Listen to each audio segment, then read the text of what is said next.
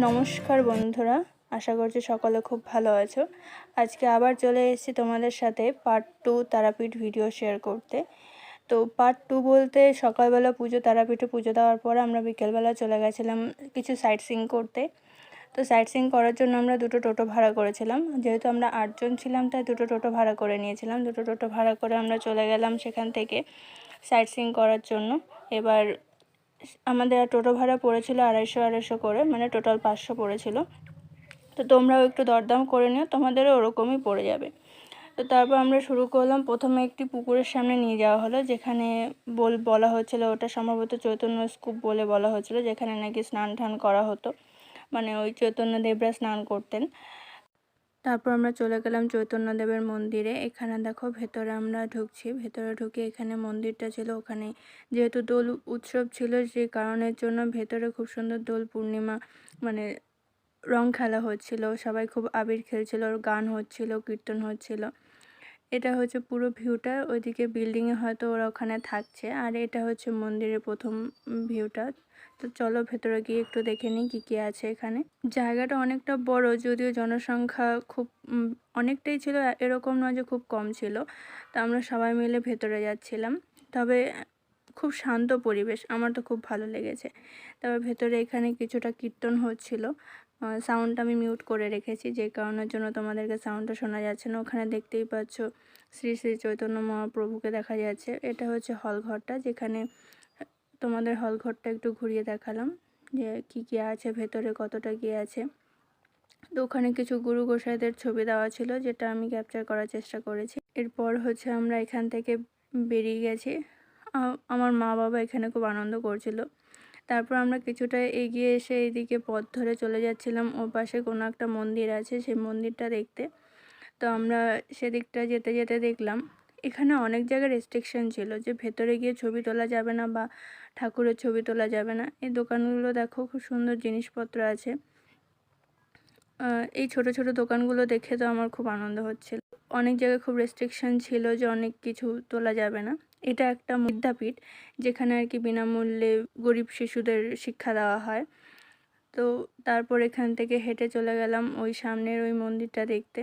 এখানটা রাস্তা তৈরি হচ্ছিলো, যে কারণের জন্য কিছুটা আমাদেরকে ঘুরে যেতে হয়েছে আর কি। তো এটার ভেতরে ছবি তোলা বারণ ছিল, যে কারণের জন্য আমাকে এখানেই স্টপ করে দিতে হয়েছিল। এটা হচ্ছে নিধুবন বৈকুণ্ঠ, তো তোমরা দেখতেই পাচ্ছ। তারপর আমরা এখানে চলে গেলাম ভেতরে কিছুটা দেখতে। তো ভেতরটা আর ক্যাপচার করা হয়নি। ওখানে বেরিয়ে ওখান থেকে ঘুরে টোটো করে চলে গেছিলাম ইস্কন মন্দির দেখতে। তো তোমরা দেখতেই পাচ্ছ, এটা হচ্ছে ওখানকার ইস্কন মন্দির, মানে রামপুরহাটের ইস্কন মন্দির। তো এখানেও ভেতরে ছবি তোলা বারণ ছিল। তো অনেকে ছবি তোলার চেষ্টা করছিল, তো বারবার করে ছবি তুলতে বারণ করা হচ্ছিল। তো তাই আমি আর ছবি তোলার চেষ্টা করিনি, কারণ কথা অমান্য করাটা ঠিক নয়। আর লাস্টলি আমরা এখানে ঘুরেছিলাম ভারত সেবা আশ্রম। ভারত সেবা আশ্রমে যে মন্দিরটা, মানে আমরা স্টে করেছিলাম ভারত সেবা আশ্রমে, আর এটা হচ্ছে ওনাদের মন্দির। এই মন্দিরটা খুব সুন্দর ছিল। আমরা ভেতরে ঢুকলাম। ভেতরে ঢুকে বেশ অনেকটা বড়, ওখানে অনেক ঠাকুরও ছিল। এটা হচ্ছে গেটটা, দেখো তোমরা দেখতেই পাচ্ছ, খুব সুন্দর লাগছে। যেহেতু সন্ধে নেমে এসেছিলো, বাইরে লাইটও জ্বলছিল, আমার তো দেখে খুব ভালো লাগছিল। এটা এই পাশে একটা কোনো একটা ভিউ ওরা ক্রিয়েট করে রেখেছে, আর এটা হচ্ছে মন্দিরের প্রবেশদ্বার। তা আমরা এখান থেকে চলে গেলাম মন্দিরে। দেখো সবাই মিলে মন্দিরে যাচ্ছি।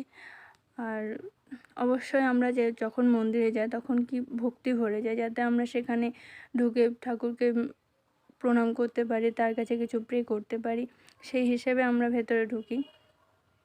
তো এখানে একটা রথ রাখা ছিল, আর এটা হচ্ছে বারান্দা, মানে যেখান দিয়ে আমরা ঢুকছিলাম এন্ট্রান্সের বাইরে এটা ছিল, আর এটা হচ্ছে এন্ট্রান্স।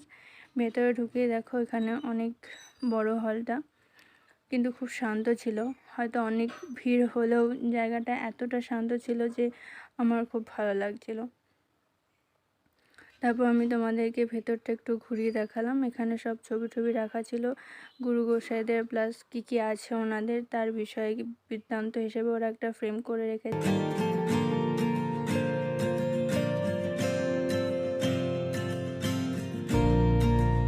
আর এটা হচ্ছে রাধা মাধবের মূর্তি, যেটা দেখতে আমার খুব ভালো লেগেছিল। অ্যান্ড এটা হচ্ছে মা কালী। আরও কী কী ছিল তার ভেতরে আমি তোমাদের সাথে সবটা শেয়ার করছি।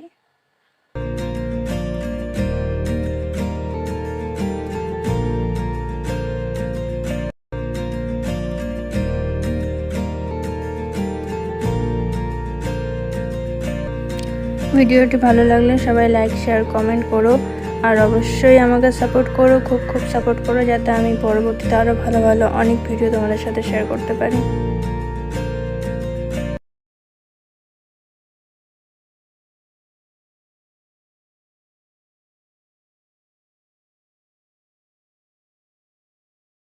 আর চ্যানেলটিকে সাবস্ক্রাইব